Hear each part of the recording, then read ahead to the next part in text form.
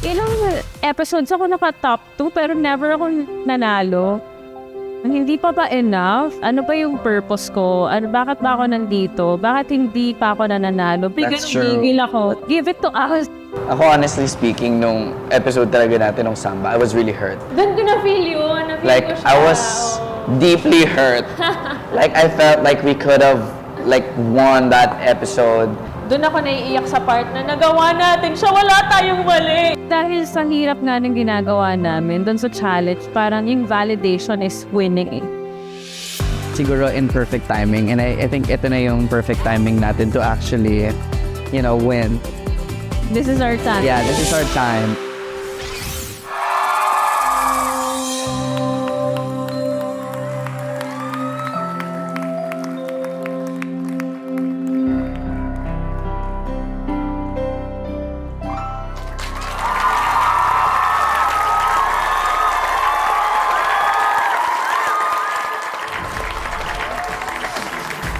That was a very heartfelt, moving, buong performance from Glyza and JM.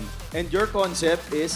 Fallen angel. He saw me in the dark, and then she was just trying to help me to bring me back up to the light. So, Kinonceptualize ni Coach Angel. Yes. Ang aming real angel. Nahin kita yan. Kamusta sa'yo yan? Glyza, ang alam ko, sumali ka dito sa Stars on the Floor bago ka tuluyang pumunta sa next level ng iyong buhay, which is motherhood. Tama? Alam mo, kung sakali mang nagkaroon ka na, napanood ng anak mo to, alam mo sasabihin niya, Mom, I'm very, very proud of you. Sabihin niya, that's my mom. Thank you sir.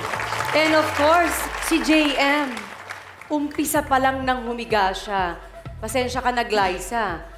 Kung nag-artista to, mukhang siya ang lalaban sa'yo sa Best Actress. Pinatunayan mo, kaya mo makipagsabay sa isang Glyza De Castro. I'm honored. Thank you po. Thank you. Coach Jay.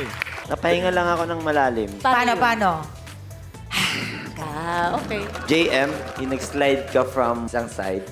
Ang linis. Parang may tumulak, ang smooth, no? Parang inusog lang ng gano'n. Paano no? yun, Coach? Ay, hindi na pala. Kay Glyza naman, ang match na match kayong dalawa. Si Glyza kasi, yung mukha niya.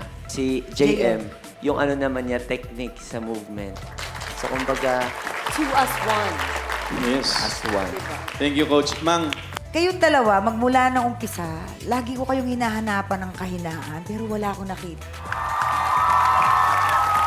And now, ito, na ngayon na may props tayo na ginagamit, sobrang gamit na gamit talaga ninyo. Pagod na pagod yung ladder eh. I love it. kakahusay. Thank you, Dance Authority. Glide, JM.